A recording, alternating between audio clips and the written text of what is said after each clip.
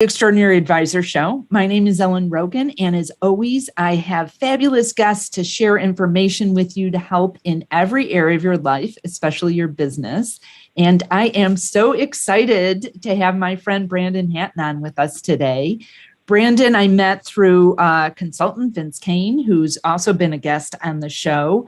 And Brandon's a financial advisor in the Atlanta area, and he has a new book that just came out that I'm so excited about. It's so interesting and excellent. And I know how hard he's worked on this, or easy, or however it flowed for you, Brandon. And we'll talk about that. But what I most want to talk about today is Brandon's approach to the business, which I think is not our typical approach. He works with high net worth clients and has just a different viewpoint that we'll get into today. But let me give you a little bit about Brandon's background. Brandon Hatton is, you have letters after your name. I don't actually know what they mean. So let me just pause on your official one. No. Like, what's a CAP and a CRCP? So CAP is a Chartered Advisor in Philanthropy. Oh, cool. And that was the one that came second. And the first one is Retirement Planning Council, chartered, so funny, Chartered Retirement Planning Counselor, I think is what it was. We had to take it, part of the AMP, the PMD, whatever the acronyms they use to describe that training program in the big firm days. Beautiful. Yeah. Okay, so he's got letters after his name. He's quite experienced. He's an investment advisor representative. And yep. You know what I love, and it's right in his bio, that he's an investment advisor who endeavors to help his clients live abundant, intentional lives. So, you know, what you won't hear in Brandon's intro is, I'm a trusted advisor, or like something that's just a platitude, but really this idea of getting involved, not only in making sure, you know, his clients have sound investment strategies, of course, but really to live abundant, intentional lives. He specializes in family dynamics around multi-generational wealth, advises clients who seek to use their financial assets to help make a positive impact through investments and philanthropy. And now we know he's got a certification in that as well, which I love. He understands the constructive nature of wealth when family members are engaged and working collaboratively. Okay, before I'm going to stop on that because we're going to get into some of your background so I don't mispronounce anything else in our time together. No worries. But yeah, like, so we'll talk about like maybe a bit about the process of writing the book, Conscious Wealth. But what I really want to talk to you, because you have a different viewpoint than the average bear in terms of how you see money, how you see this process. And so I'm curious, like, what do you see as the purpose of money for people? The purpose of money. Yeah. I think the most popular definition or purpose of money right now is that people say the purpose of money is to lead a certain lifestyle, or maybe the freedom or choice to lead a certain lifestyle. And I think around 5 years ago, I started hearing that definition a lot. And the problem with that definition is that lifestyle never ends. We've all seen it. If we're, as an advisor, we always say, oh, if I could just get to this amount of what they call in the big firms production, well, then I'm going to be set. But somehow by the time you got up to there, your lifestyle was probably 2x that. And that holds true for a lifestyle as well. So you can, if all you want to do, or if the only purpose we see of money is to transform it into lifestyle, you can get stuck. Yeah. So it's got to go beyond that. I say, you know, we just talked about this word before, is that as our financial balance sheets expand, so should the purpose of money, or so can the purpose of money. And so if we can get to a point where we say our lifestyle, whatever that is that we've decided upon, it's enough, or I feel comfortable with this, we can use any excess to transform money into something so much more than lifestyle. We can use it to create abundance in our lives. We can use it to transform money into purpose. We can transform money into the purpose of other people, which we like, impacting other people's lives positively. And then ironically, and I say ironically because it's not very common right now, we can use money to transform money into unity or to unify people. And all of that can be incorporated into our practices. So when you have these kind of conversations, if that client gets referred into you and they're like, hey, I need help managing my portfolio, or I just had this liquidity event, like, how do you actually work to have this, I would say, deeper conversation with your clients? Is this something you kind of screen for up front and say, hey, like, if all you're looking for is an asset allocation, I might not be your guy? Or are you happy to take them on as clients? Or is this a process over time that you can have them realizing that their wealth can be more than just lifestyle for them? Yeah, that's a good question, and something we're constantly thinking about and tweaking. I think at one level, we must always meet our clients where they're at. And so we sometimes have clients who have assets at a level that they're comfortable with, they're living this life of abundance, but they just need direction on helping it impact the world around them. And they also want to formalize some of this family governance structure. So that's pretty easy. Then we're going to meet them there, and the conversation's easy to have. On the other hand, sometimes we'll meet people who know all that exists, they want it, but they don't know how to get there. And they want to just make sure at first, like, the money part's taken care of. But they're on the cusp, and we know that if we introduce it to them, they'll get there. A great story I was thinking of yesterday while taking a walk was I had this client who we were sitting down with his attorney, and he said, I want to give away all my money. And we were like, awesome. Where? And he said, we're giving it all to the European Red Cross. And this was actually in Chicago downtown, and we're like, okay. And we were a little perplexed. Like, the European Red Cross has an interesting history. And also, it didn't really seem to connect with him, but we just said, sure, let's write it up. And then over time started introducing him to, well, I know you're really interested in innovation. How about we introduce you to this tech incubator for children at risk? Or what if, I know you're really interested in access to water. And so continuing to introduce that over time wherever they're at. What we do not do is try to convert anyone.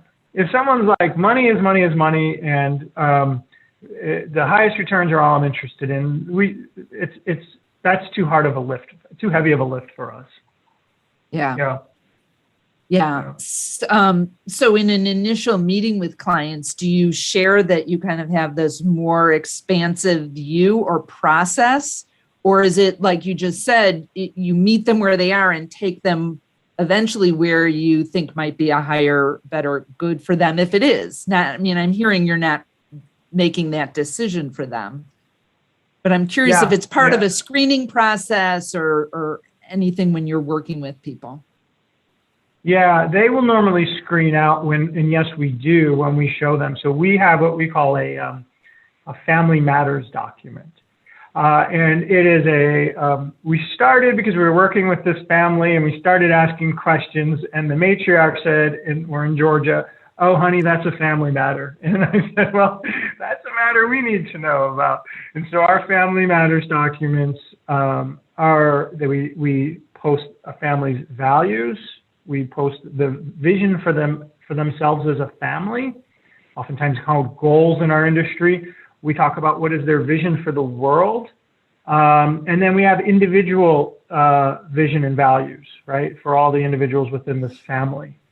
And once we can get that established, then an estate plan and an investment plan and a tax plan and insurance plan and all these other things can come off of that. And when they see that's the document that we create, then they decide whether they want to do business with us, usually.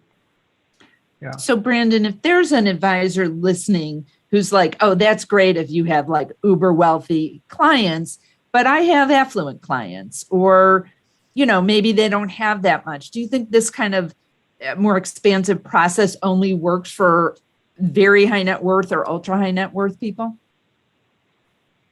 No, I would say that Well, one, I typically don't lead. I stay committed to my clients, and I've been in this business since 2009. We've only lost, I think I've lost maybe 2 clients that I didn't want to lose. That was a surprise and a bit of a heartbreak. But by and large, the clients that I've picked up over the years are still with us. And this applies to the very first clients I had, who we still take care of and are dear to our hearts, and to as we bring on clients that are larger, so who have larger assets. The implications are deeper or maybe more profound outside of the family. Well,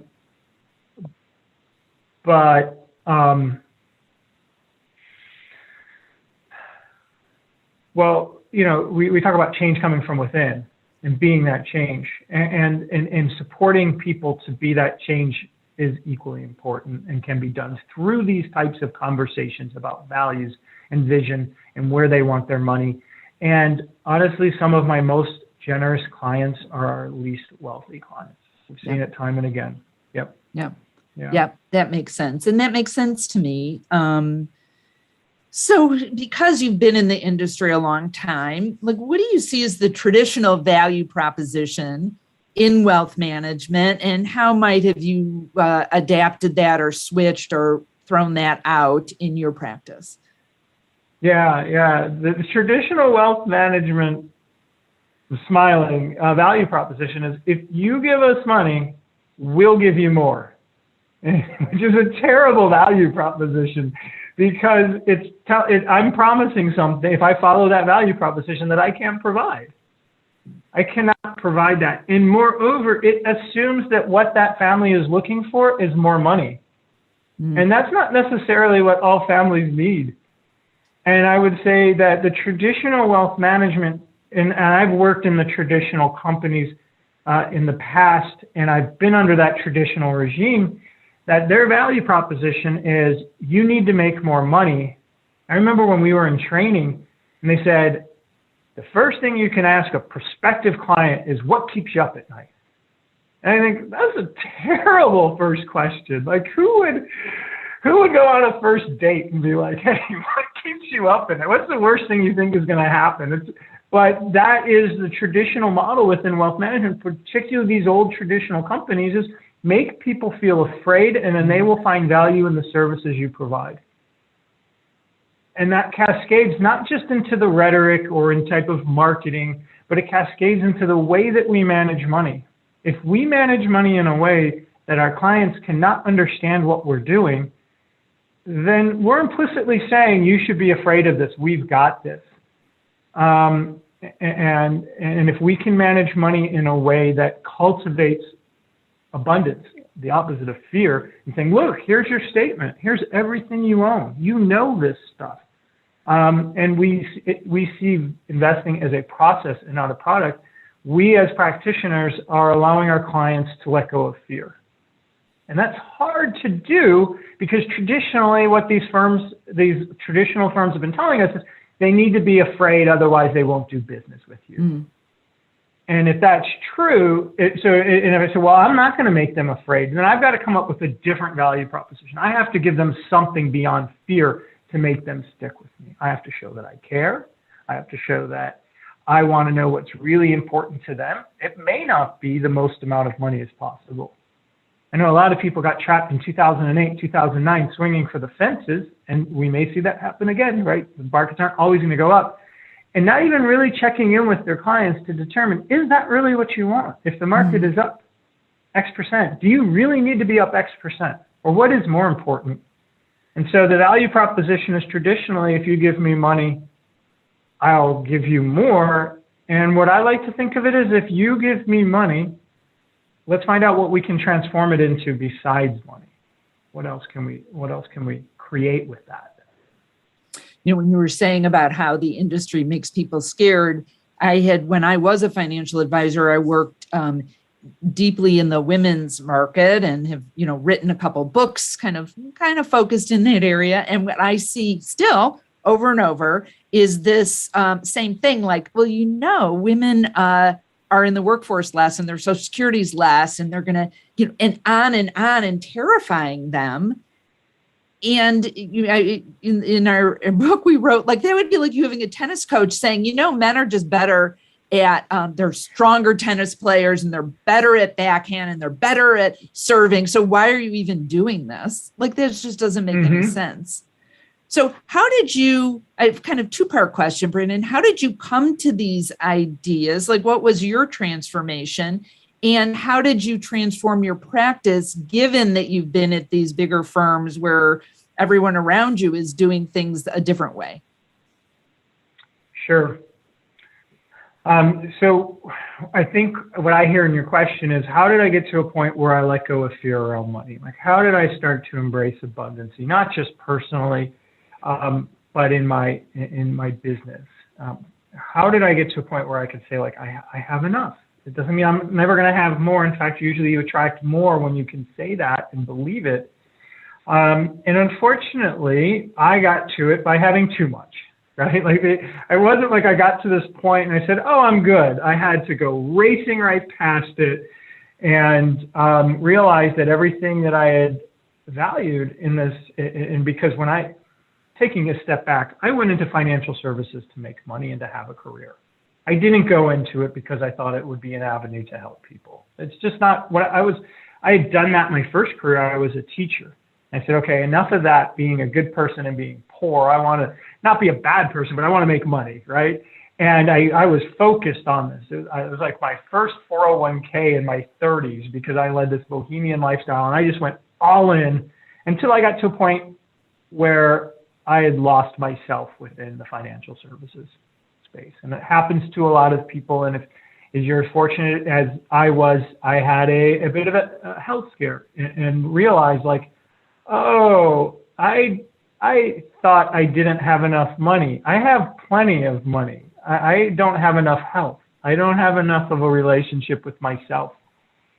And it came in the form of I'd say a mild, it came in the form of a cancer scare. I had to have a biopsy, and I had a biopsy in my mouth, and I had to go back to work at this really busy firm, and I couldn't talk. And so, like, for the financial advisors, I recommend that you go into your office and not talk for a week without having to actually have stitches in your mouth. It's an interesting experience, and I learned so much by listening. I like the old adage is a good financial advisor listens.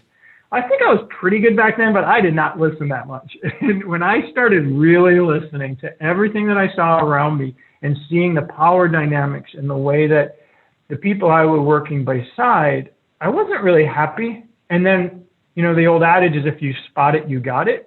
I realized I had a lot of greed that I wasn't very happy about. I wasn't living outside or working outside the confines of ethics. I was being ethic. I cared about them, but I didn't care enough about myself.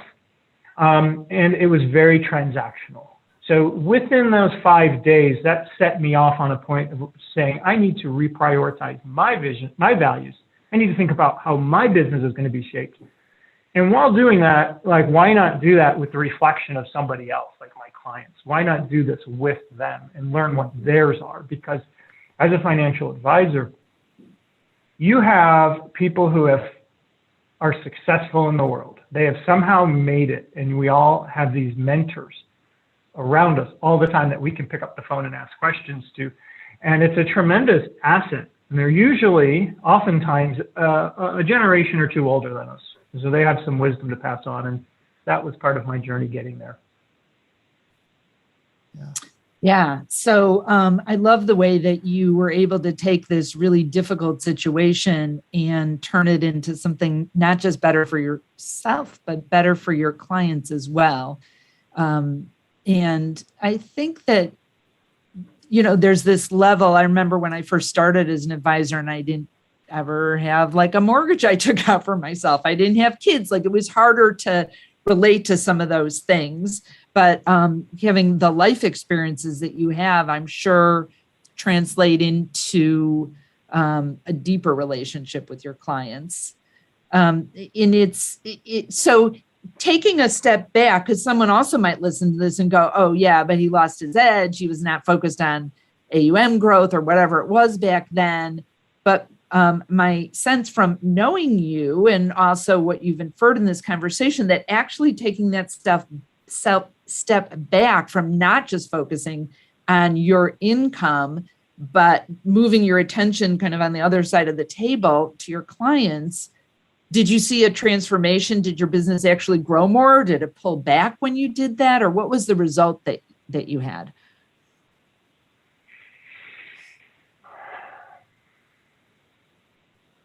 Well, I'm going through that phase right now, actually, because the book just published 2 weeks ago.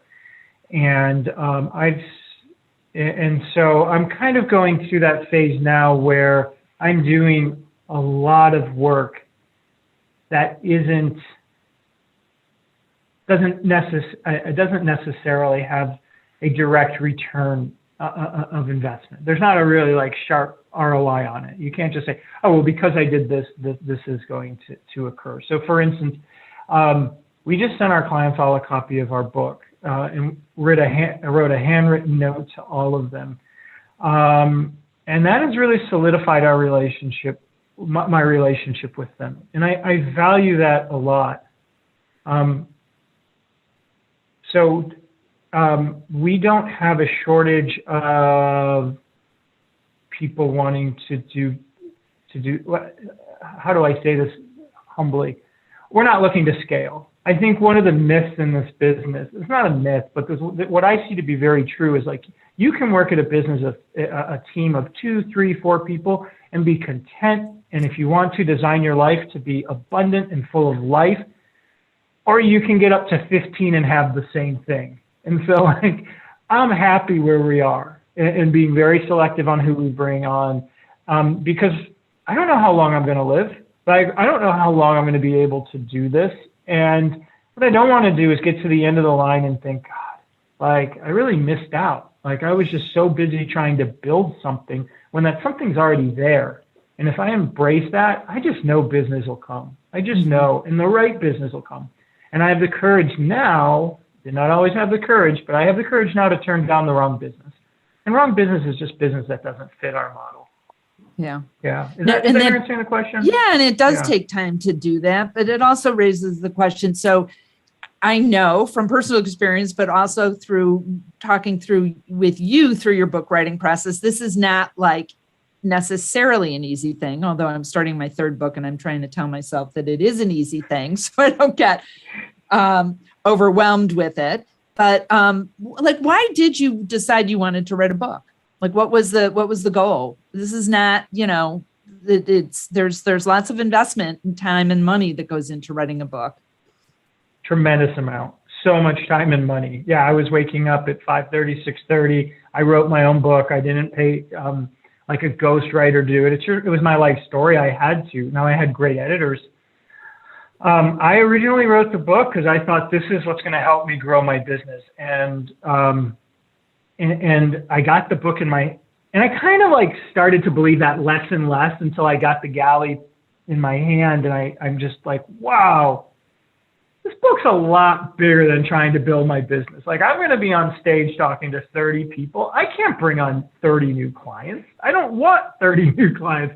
And I don't want to, as I said before, I don't want to build up this huge firm where I can dump 30 new clients. So if this book isn't about getting new clients, like, this book is about a message about generosity. It's a message about unity and humility that goes way beyond me. And at first it scared me, like, wow, I've got this message that's way bigger than me.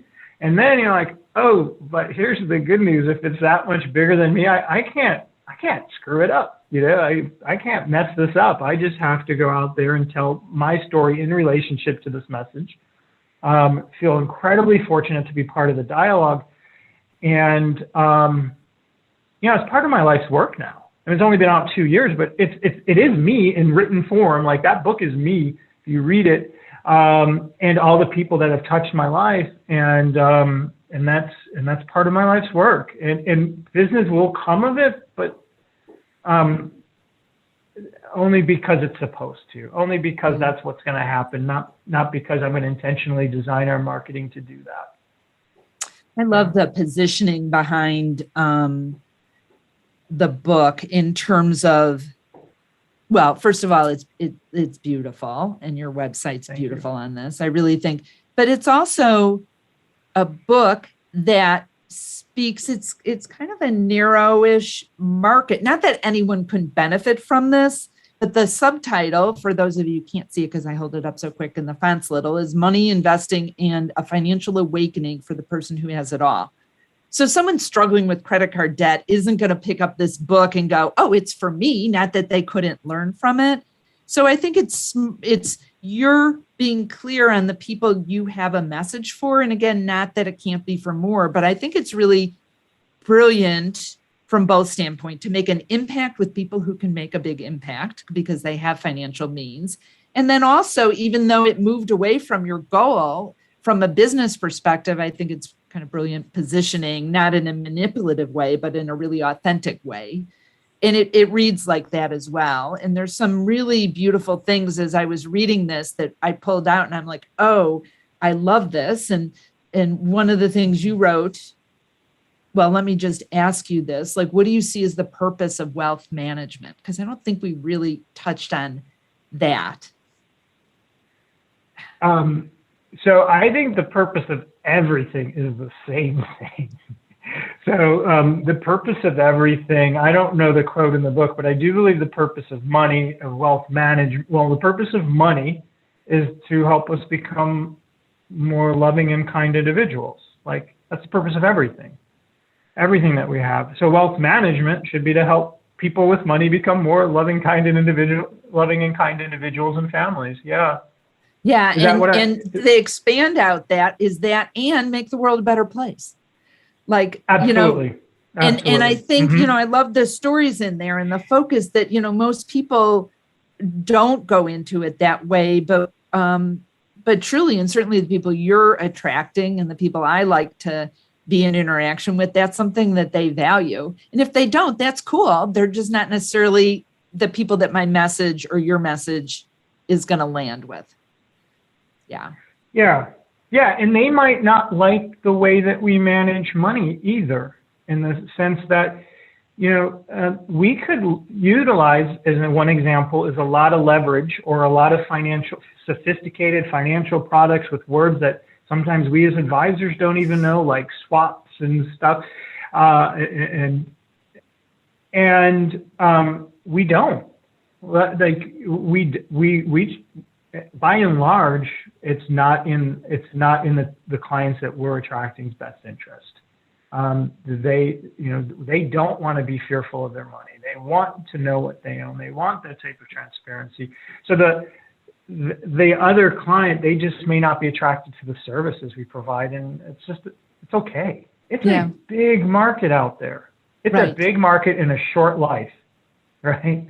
Yeah. So. And the other question that I love for all of us listening or for advisors out there to be thinking about with their clients is, who are you without your money? Who are you without your money? Especially as people start to accumulate more and have a certain lifestyle, and there's this kind of clinging that can happen or attachment. I think it's such an interesting, beautiful question. Yeah. Yeah, because what we use when writing this book, we use two words, consciousness and wealth. And consciousness being this idea that we are something beyond ourselves or beyond this human form. We have lots of different words, but whatever fits for you.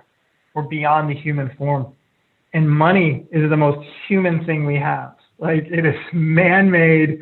There's no money in the animal kingdom. There are no banks in the animal kingdom. And so as we expand and we let go of our fear around money, we ask ourselves, like, who am I really? And is my money bringing out that truest expression of who I am? Is my money just making me more comfortable, which is important? Because if you're uncomfortable all the time, it may be very hard to live a truest expression of yourself. But we also know there's like this diminishing point of returns with being comfortable. And that's probably one of the most common things we advisors get is how much money should I give my kids? I don't want them to be too comfortable, right? But we have to think about that in our own lives too. Like how much money am I going to use to just make myself comfortable? Or how much am I going to use to bring out my truest self? Who am I without this? Yeah. I just went to people that stay in marriages because they're afraid of not having the money or the status. And that would be a really great personal growth question to ask too. Who am I without my money? If that's the reason I'm in or it could be a miserable job or a miserable relationship or all this, stress. So I think I haven't seen that question before, and I'm really appreciating it, Brandon. Thank you for that. Yeah, thanks. Yeah. Thanks. So what a cool conversation to be able to talk more expansively about, that the money does flow through us. It's really part of every single thing we do. And I love that you're one of the thoughtful people out there expanding this conversation. So if people want advisors or for their clients to get a copy of your book, where's the best place to go? So the direct link is consciouswealthbook.com, or it's on all of the major outlets, Amazon, Barnes & Noble, and all of that. Great. Yeah. Great. And I encourage you guys to read this. Great stories. Brandon wrote this. He's got quite a life experience that's woven throughout this book, which we didn't have time. We'd need a couple hours to go through all that to touch on, but it's really interesting. It's well written. And I also think you'll appreciate how he's expanded on the traditional way that advisors think about their business and wealth. So thank you for coming on and sharing this with us today, Brandon. Well, thanks for your support throughout the entire writing process and all the work you're doing as well. Thanks, Ellen. Yeah, great. And thank you for watching and listening today. Again, my name is Ellen Rogin. You can learn more about me at ellenrogin.com. And if you'd like to download my special report on what extraordinary advisors know that others don't, you could go to ellenrogin.com/horse's mouth. And the question to ponder today is, how big of an impact are you willing to make? Remember, be great and create great every single day.